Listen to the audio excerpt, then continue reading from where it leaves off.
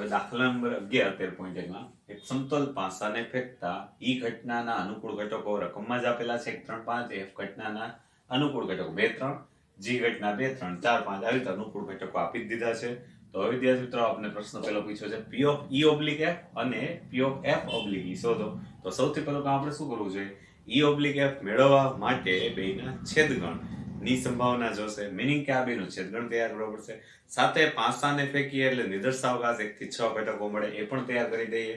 તો અહીંથી જ આપણો જવાબ શરૂ થઈ ગયો કિરવા દાખલાનો કે પાસાને ફેંકતા મળતો નિદર્શાવકાશ અને ઈચ્છે તે આમાં ચેક કરીએ તો વિદ્યાર્થી મિત્રો અહીંયા 3 અને અહીંયા પણ 3 કોમન ઘટક 3 થઈ ગયો. તો એમની સંભાવના આપણે કહી શકીએ અનુકૂળ ઘટક ઈચ્છે તે માટે 1 કુલ ઘટકો 6. ઓકે, તથા પી ઓફ એફ તૈયાર કરવાની જરૂર પડશે. તો પી ઓફ એફ આપણે કેટલા મૂકીશું? અનુકૂળ ઘટક 3 અને કુલ ઘટકો સાપેક્ષે 6. પી ઓફ ઈ ની જરૂર પડવાની છે આગળ જતા. સોરી, અહીંયા અનુકૂળ ઘટક 2 અને કુલ ઘટકો 6 અને પી ઓફ ઈ ની જરૂર પડવાની છે. તો પી ઓફ ઈ ની અનુકૂળ ઘટકો 3 કુલ ઘટકો 6. ક્લિયર? તો હવે આપણે એમ કહીએ કે આપણે સૂત્રોની જરૂરિયાત મુજબ ઉપયોગ કરીએ. પી ઓફ ઈ ઓબ્લિક એફ નું ક્વેશ્ચન પૂછેલો છે તો એમનો છેદગણ અને છેદમાં પી ઓફ એફ ની સંભાવના તથા પી ઓફ એફ ઓબ્લિક ઈ પૂછેલું હોય ત્યારે એમના માટે આપણે શું ચેન્જ કરશું? તો કે આમ તો ઉપર છેદગણ જ ઈ છેદ એફ ની સંભાવના અને છેદમાં પી ઓફ ઈ. ઓકે, તો હવે આ બધી કિંમતો મૂકી દેવાની છે. ઈ છેદ એફ ની સંભાવના એટલે 1/6, પી ઓફ એફ એટલે 2/6. આમની જવાબ આવી ગયો 1/2. એવી જ રીતે પી ઓફ એફ ઓબ્લિક ઈ તો આ 1/6 આપણા માટે અને પી ઓફ ઈ એટલે 3/6 એટલે કે 1/3. તો આ આપણા માટે જવાબ 1/3. એમાં જ બીજો ક્વેશ્ચન પૂછેલો છે કે પી ઓફ ઈ ઓબ્લિક જી મેળવો. એનો અર્થઘટન ઈ અને જી નો છેદગણ તૈયાર કરો. તો 3 5 અહીંયા પણ 3 5 છે. તો ઈ અને જી ના છેદગણ પરથી એમની સંભાવના આપણે લખીએ વિદ્યાર્થી મિત્રો. તો ઈ છેદ જી ની સંભાવના અનુકૂળ ઘટકો 2 કુલ ઘટકો 6. ઓકે, હજી જરૂર પડશે પી ઓફ જી. તથા પી ઓફ જી આપણે તૈયાર કરી લઈએ. પી ઓફ જી એટલે અનુકૂળ ઘટકો 4 કુલ ઘટકો 6 અને પી ઓફ ઈ અગાઉ પણ તૈયાર કરેલા હતા. અહીંયા પણ આ બીજા દાખલો મૂકી દઈએ. પી ઓફ ઈ એટલે અનુકૂળ ઘટકો 3 કુલ ઘટકો 6. હવે આપણે સૂત્ર મુજબ કિંમતો મૂકતી જવાની છે. ઈ ઓબ્લિક જી નું સૂત્ર શું થાય?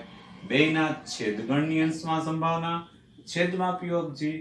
એવી જ રીતે પી ઓફ જી ઓબ્લિક ઈ નું સૂત્ર શું થાય? તો કે બેયના છેદગણની સંભાવના અને છેદમાં પી ઓફ ઈ. આ બધી જ કિંમત મૂકી દે. ઈ જે ઈ છેદ જી ની સંભાવના 2 ના છેદમાં 6, પી ઓફ જી ની સંભાવના 4/6 એટલે કે 2/4. સાદુરૂપ આપતા 1/2. એવી જ રીતે આમાં કિંમત મૂકી દે તો 4/2/6 અને અહીંયા 3/6 એટલે કે જવાબ 2/3.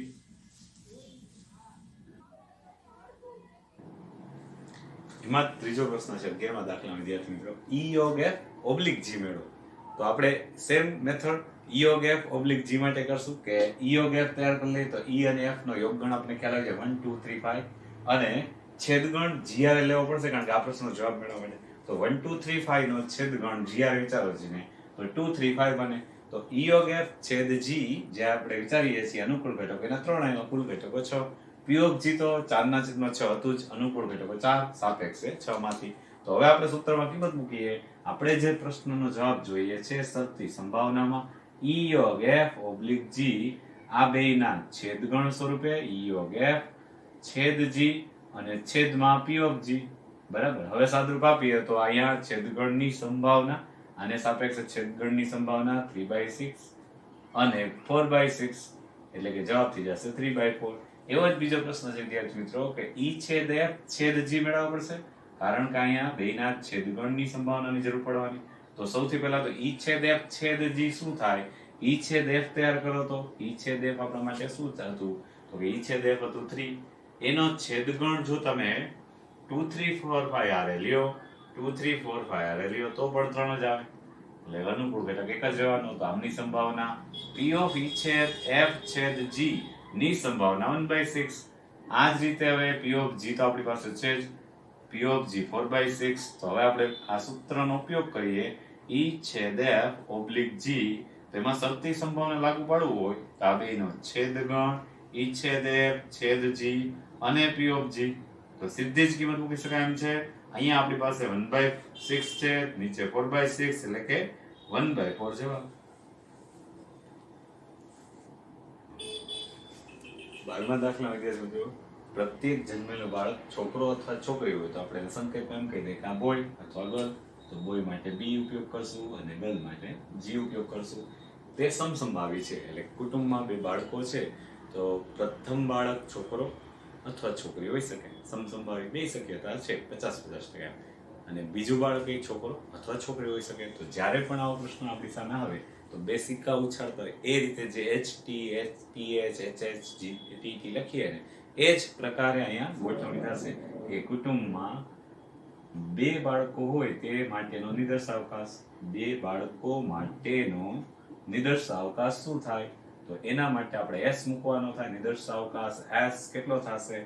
તો પ્રથમ બાળક બોય કે ગર્લ હોઈ શકે અથવા બીજું બાળક પણ બોય કે ગર્લ હોઈ શકે. તો એના અનુકૂળ ઘટકો જે નિદર્શાવકાશમાં કુલ ઘટકો બનશે BB, BG, GB અને GG હોઈ શકે. આમ મળે કુલ 4 ઘટકો મળે, બરાબર. n બરાબર 4 મળે. હવે આપણા પ્રશ્નનો જવાબ.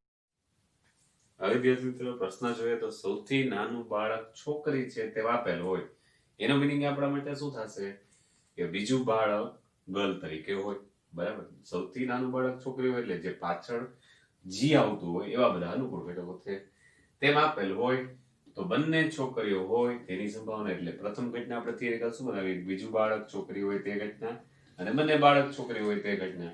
આને અનુકૂળ ઘટકો ગોતીએ તો બીજું બાળક છોકરી હોય તો જે બીજે જી આવતી હોય તો કયા અહીંયા, તો એવા અનુકૂળ ઘટકો કયા થશે? બીજી અને જીજી.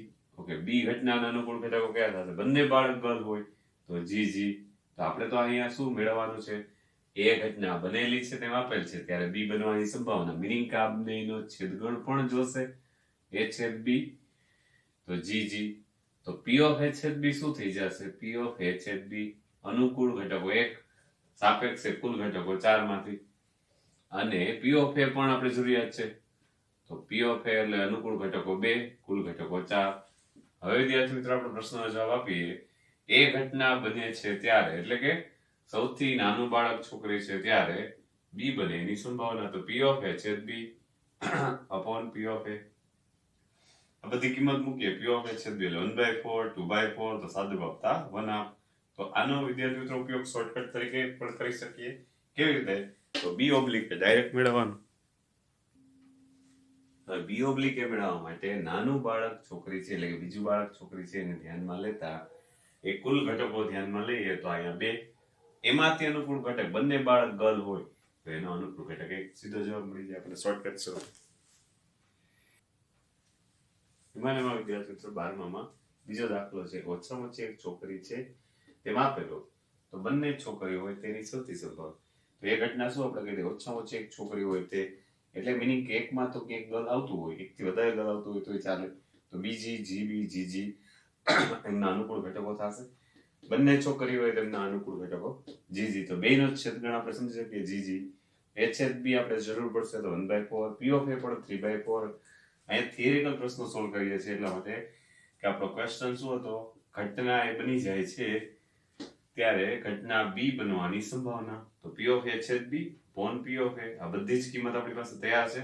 કિંમતો મૂકી દઈએ. 1/4, 3/4, તો 1/3. જો આમને શોર્ટકટ સ્વરૂપે જોવું હોય એમસીક્યુ સ્વરૂપે તો અહીંયા આપણે શું કહી દઈએ? પી ઓફ બી ઓબ્લિક એ મેળવવા માટે એ ગણના ઘટકોને ધ્યાનમાં લેતા કેટલા છે? 3. અને એમાંય બંને ગર્લ હોય એવી સંભાવના, તો કે 1/3 સીધો જવાબ મળી જાય. વિદ્યાર્થી મિત્રો 13મો દાખલો છે. આ પ્રકાર છે. રકમ એમ છે, એક માર્ગદર્શક પાસે પ્રશ્ન બેંક છે, તેમાં સત્ય અસત્ય પ્રકારના 300 પ્રશ્નો અને કઠિન એમાં સત્ય અસત્ય પ્રકારના 200 પ્રશ્નો. બહુવિકલ્પ પ્રકારના પ્રશ્નો જે છે, બહુવિકલ્પ પ્રકારના 500 પ્રશ્નો અને કઠિન પ્રશ્નો, બહુવિકલ્પમાં સરળ પ્રશ્નો 500 અને કઠિન 400 છે, બરાબર. આ માહિતીના સંદર્ભમાં આપણે શું કરવાનું? કોષ્ટક બનાવી લીધું. ઉભા ટોટલ કરી નાખો, આડા ટોટલ કરી નાખો. કુલ પ્રશ્નો 1400 છે કોઈ પણ રીતે જો, બરાબર. તો એક પ્રશ્ન યાદચ્છિક રીતે પસંદ કરવામાં આવે છે. આ પ્રશ્ન બહુવિકલ્પી પ્રકારનો છે તેમાં આપેલ હોય તો તે સરળ પ્રશ્ન હોય તેની સંભાવના. હવે આપણે શું કામ કરીએ? હવે નિદર્શાવકાશમાં કુલ ઘટકો 1400 છે. પ્રશ્ન બહુવિકલ્પી પ્રકારનો છે તે એ ઘટના કહી દે અને બી ઘટના કોને કહી દે? તો તે સરળ પ્રશ્ન હોય તે. તો એ છેદ બી શું થઈ જશે? પસંદ થયેલ પ્રશ્ન બહુવિકલ્પ હોવો જોઈએ અને સરળ હોવો જોઈએ. અને લાગ્યું છેદગણ મિનિંગ, બરાબર. તો આ કોષ્ટકમાં અને ક્યારે, તો કે બહુ વિકલ્પી પ્રકારનો હોય છે અને સરળ પ્રશ્ન છે, તો આને ધ્યાનમાં લેવાનું, બરાબર. અનુકૂળ ઘટકો, તો આપણે બધાય ઘટનાની સંભાવના થિયરિકલ પહેલા ગોતી લઈએ. પી ઓફ એ કેટલા થશે? પસંદ થયેલ પ્રશ્ન બહુ વિકલ્પ પ્રકારનો હોય તો બહુ વિકલ્પ પ્રકારના પ્રશ્નો તો કેટલા હશે? 900. કેટલામાંથી? 1400 માંથી. તો 1400 માંથી 900 પ્રશ્નો. પછી આપણે પી ઓફ એચ બી ની જરૂર પડવાની. તો પી ઓફ એચ બી એટલે હમણાં જ કીધું, આ 500 પ્રશ્નો એવા છે, સરળ છે અને બહુ વિકલ્પ પ્રકારના છે, તો 500 ના છેદમાં 1400, અનુકૂળ ઘટકો 500, 1400 માંથી.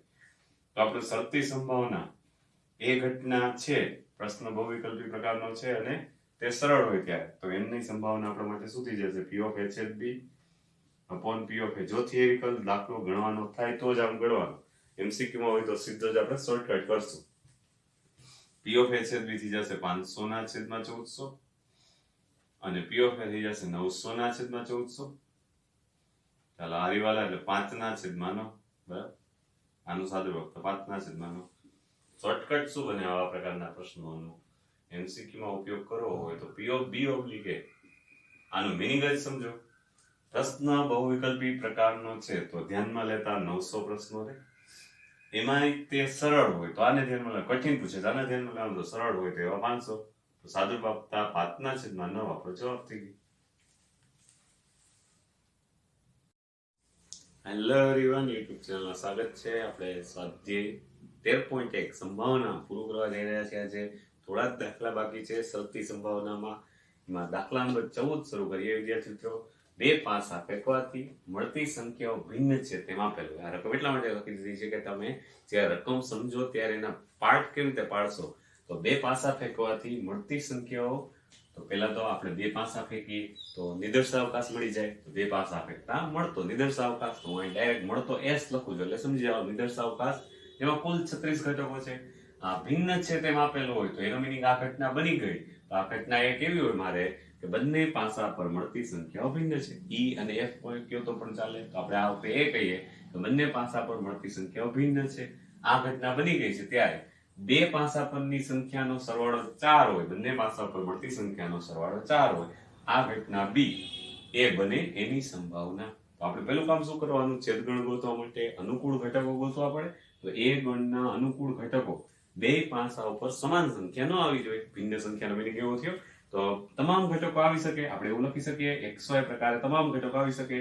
X અને Y પણ આ લ્યો, 1 2 3 4 5 6, 1 2 3 4 5 6, પણ કેવા ઘટકો ન લેતા? જ્યાં X અને Y સમાન થાય એવા ઘટકો ન લેતા. એટલે ક્લિયર થઈ ગયું આપણા માટે. 1 1 2 2 3 3 4 4 5 5 6 6 આ ઘટકો નહીં લઈ શકાય. તો કુલ ઘટકો જેમાં અનુકૂળ ઘટકો, તો આપણે એવું કહીએ ઘટના એના અનુકૂળ ઘટકો કેટલા થઈ જશે? 36 - 6 એટલે કે 30 મળે. અને કયા 30? તો 1 2 1 3 1 4 એ કોઈ પણ લઈ શકો. આવી જ રીતે બી ઘટનાના અનુકૂળ ઘટકો બંને પાસા પર મળતી સંખ્યાનો સરવાળો 4. તો અહીંયા આપણે વિચારો વિદ્યાર્થી મિત્રો, બંને પાસા ઉપર સંખ્યાનો સરવાળો 4 ક્યારે આવી શકે? તો કે 1 3, પછી 2 2 અને 3 1. આ સિવાય હવે ક્યાંય 4 થતા નથી, બધે વધી જાય. તો આ અનુકૂળ ઘટકો ઘટના બી ના 3 થયા. આપણે તો શું જોઈએ છે? શરતી સંભાવના. પ્રશ્ન ઉપરથી ખબર પડે એ બની ગઈ છે ત્યારે, આ બની ગઈ છે ત્યારે બી બનવાની સંભાવના. એનો મિનિંગ પી ઓફ બી ઓબ્લિક તૈયાર કરવા હોય તો અહીં પી ઓફ એચ બી તૈયાર કરવા પડે.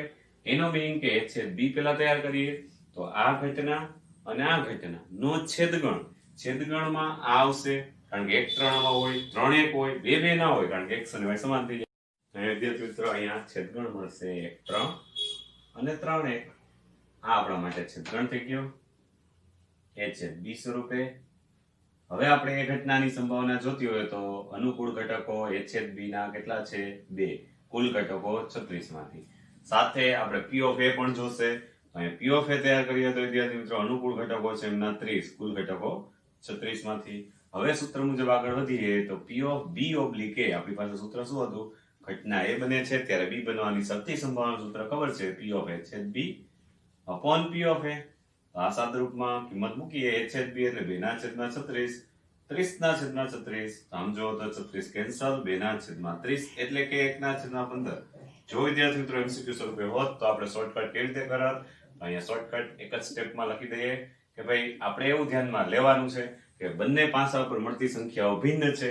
તો આ 30 ઘટકોને ધ્યાનમાં તમે લ્યો, 30 ઘટકોને ધ્યાનમાં લેતા, બરાબર, અને એમાં પણ આ 30 ઘટકોને ધ્યાનમાં લ્યો એ બની ગઈ છે ત્યારે ભિન્ન ઘટકો એટલે કે બંને પાસા ઉપર સંખ્યા ભિન્ન મળે છે ત્યારે 4 ક્યાં ક્યાં થાય? તો કે 1 3 ને 3 1 આગળ, 2 2 એમાં છે નહીં, તો અનુકૂળ ઘટકો 2, કુલ ઘટકો 30 ને ધ્યાનમાં લ્યો તો 1/15 સીધો જવાબ મળી જાય. હવે વિદ્યાર્થી મિત્રો 15મો દાખલો રકમ થોડી અલગ પ્રકારે છે, એટલે રકમનો ભાગ મેં લખી દીધો છે કે કોઈ પાસાને ફેંકતા જો પાસા ઉપર 3 નો ગુણિત આવે, એટલે કન્ડિશન એવી રીતે મૂકી, પાસા ઉપર 3 કે 6 આવે, 3 નો ગુણિત આવે તો તમારે ફરી પાછો ફેંકવાનો, એટલે બીજી વાર પાછો ફેંકવાનો. પણ એ સિવાયના ઘટકો આવે 2, બરાબર, 5 4 એવા કોઈ ઘટકો આવે 1 તો સિક્કો ઉછાળવાનો છે. તો આવા નિદર્શાવકાશ આપણે 11th સાયન્સનો તૈયાર કર્યા જ છે વિદ્યાર્થી મિત્રો. તો સૌપ્રથમ હું નિદર્શાવકાશ તૈયાર કરું, પછી ક્વેશ્ચન સમજાવું. તો સૌપ્રથમ S, તો 3 નો ગુણિત આવે છે, માની લો 3 કે 6, ત્યારે આપણે શું કામ કરવાનું છે? તો કે એના માટે ફરી પાછો ઉછાળવાનો 1 થી 6, અથવા આવું ન થયું તો 3 6 નો આવ્યા તો શું આવી શકે? અથવા તરીકે તો 1 2 4 5 પાસા ઉપર જો આમાંનો કોઈ ઘટક આવે તો એની સાથે કઈ પ્રોસેસ પૂરી કરવાની? તો કે એક સિક્કો ઉછાળીને. તો નિદર્શાવકાશમાં આવી રીતે 6 ગુણાકાર 2 એટલે 12 ઘટકો થશે, અને 4 ગુણાકાર 2 8, ટોટલ 20 ઘટકો મળશે, બરાબર. એટલે આપણે જ્યારે જરૂર પડશે 3 1 3 2 તો એવું લખી નાખશું. 20 ઘટકો અત્યારે દર્શાવવાની જરૂર નથી. સૌપ્રથમ S તો આ પ્રમાણે મળે, જેમાં કુલ 20 ઘટકો છે, આપણે એવું કહી દઈએ જેમાં કુલ 20 ઘટકો થાય, બરાબર. ચાલો હવે સાથે એવું પણ પ્રશ્નમાં છે કે પાસા પર, હવે ક્વેશ્ચન શરૂ થાય છે કે આ નિદર્શાવકાશ બની ગયો, તમારી પાસે આખો નિદર્શાવકાશ છે. પાસા પર ઓછામાં ઓછી એક વખત પૂર્ણાંક 3 મળે છે તેમ આપેલું હોય, એટલે હવે તમે જ્યારે પાસો ઉછાળો છો ત્યારે આ ઘટના બને જ છે. પાસા ઉપર ઓછામાં ઓછી એક વખત 3 મળે એટલે આવા પ્રકારના ઘટકો આવે જ છે, બરાબર. તો સિક્કા પર કાટ મળવાની સંભાવના, પ્રશ્ન જોઈને જ ખબર પડી જાય કે અશક્ય ઘટના છે, છતાં પણ આપણે સમજાવવા માટે કહીએ કે પાસા ઉપર ઓછામાં ઓછી એક વખત 3 એટલે કે શું? 3 1 3 2 3 3 ચાલશે, બીજી વાર પાછા 3 મળે તો પણ ચાલશે. એટલે આને અનુકૂળ ઘટકો કેવા થાય? આપણે લખીએ તો 3 1 3 2 3 3 3 4 3 5 3 6, આ અનુકૂળ ઘટકો થઈ ગયા એમના, બરાબર. ઘટના એ માટે અનુકૂળ ઘટકો. હવે ઘટના બી માટે સિક્કા પર કાટ મળે તો તમે વિચારો છે ને, આમાંથી કાટ ક્યારે મળતો હશે? તો કે આ સિવાયના ઘટકો 3 સિવાયના આવે તો જ આવે. તો કે 1t, આમાંય કાટ મળે, 2t, પછી 4t અને 5t, બરાબર. તો આ 4 ઘટકો માટે મળતો હશે. હવે હું એમ કહું કે આનો છેદગણ તમે ગોતવા જાઓ તો કાંઈ જ મળે જ નહીં. અમે પહેલેથી ખબર હતી કે કાટ આવે ક્યારે? 3 સિવાયના ઘટક આવે ત્યારે. તો હું પહેલા એમ કહી દઉં કે પાસા ઉપર ઓછામાં ઓછી 3 મળે જ છે, તો 3 1 3 2 એવા જ ઘટકો આવવાના, તો સિક્કો ઉછાળવાનો પ્રશ્ન જ નથી રહેતો. એટલે અશક્ય ઘટના કેવી પડે? તો a છેદ b 5 થઈ ગયો, મીનિંગ કે એની સંભાવના 0 થઈ ગઈ. p ઓફ a છેદ b કાંઈ જ ન કેવું પડે. તો તેથી p ઓફ b ઓબ્લિક એ જવાબ લખવાનો. p ઓફ b ઓબ્લિક એ આપણે શું કહી શકીએ? સૂત્ર મુજબ p ઓફ a છેદ b અંશમાં મૂકો અને છેદમાં p ઓફ a મૂકો. તો p ઓફ a બનાવવાની જરૂર ન પડી, 0 ના છેદમાં કાંઈ પણ હોય આપણો જવાબ મળશે 0. એટલે અહીંથી જ ખબર પડી જાય વિદ્યાર્થી મિત્રો, પાસા ઉપર ઓછામાં ઓછી એક વખત 3 મળે છે, એટલે આને રિલેટેડ કંઈક આવે છે તો પછી કાટ મળવાની, તો કે આ થવાનું જ નથી. આ થતું હોય ત્યારે આ ન થાય, અને આ બનતું હોય ત્યારે આ ન થાય, કારણ કે નિદર્શાવકાશ જ એવો બને છે. એટલે અશક્ય ઘટના માટે સૌથી સંભાવના આપેલું છે. હવે વિદ્યાર્થી મિત્રો 16મું અને 17મું MCQ છે, એટલે અહીંયા 13.1 પૂરું થઈ જશે. p ઓફ a 1 આપેલું છે, p ઓફ b 0 આપેલું છે. તો p of a oblique b મેળવો. અહીંથી જ ખબર પડી જાય વિદ્યાર્થી મિત્રો કે જ્યારે પણ p of a oblique b સૂત્ર ઉપયોગ કરવું હોય તો છેદ નોટ ઇક્વલ ટુ 0 હોવો જોઈએ. એને બદલે અહીંયા તો છેદ 0 આપેલો છે. આ સૂત્ર યાદ કરીએ તો છેદમાં p ઓફ b જે નોટ ઇક્વલ ટુ 0 હોય, p ઓફ b તો જ વ્યાખ્યાયિત બને. તો અહીંયા વ્યાખ્યાયિત જ નથી એવું કહી શકીએ, એટલે કે ઓપ્શન C આવશે, અવ્યાખ્યાયિત થશે, બરાબર. એકદમ ઈઝી થઈ ગયો આપણા માટે. યાદ કરાવે p of b not equal to 0 હોવું જોઈએ. ઓકે, પછીનો 17મો MCQ છે ઘટના a અને b માટે p of a oblique b is equal two p of b oblique. તો આ શરતનું પાલન થાય, સૂત્ર યાદ કરીએ તો અહીંયા સૂત્ર p ઓફ a છેદ b upon p of b, સામેનું સૂત્ર p ઓફ b છેદ a કે a છેદ b upon p of a. હવે આમના ઉપરથી શું અર્થઘટન કરી શકાય? તો કે અહીંયા સંભાવના સમાન એટલે તો કંઈક ને કંઈક આંકડાકીય મૂલ્ય જોવાનું, તો એ ઉડી જાય. તો મીનિંગ એવો થઈ ગયો P of A is equal to P of B. Option D લાગુ પડે. તો વિદ્યાર્થી મિત્રો ઉદાહરણ 1 થી 6 શરતી સંભાવના આધારિત જ છે અને લોંગ મેથડ એટલે કે થિયરિકલ મેથડ અને શોર્ટકટ મેથડ બંને કરવાની છે. 1 થી 6 ઉદાહરણ 13.1 પહેલાના કમ્પ્લીટ થઈ જશે તમારે, એટલે 100 પ્રયત્ને 1 થી 6 ઉદાહરણ કરી નાખવાના છે.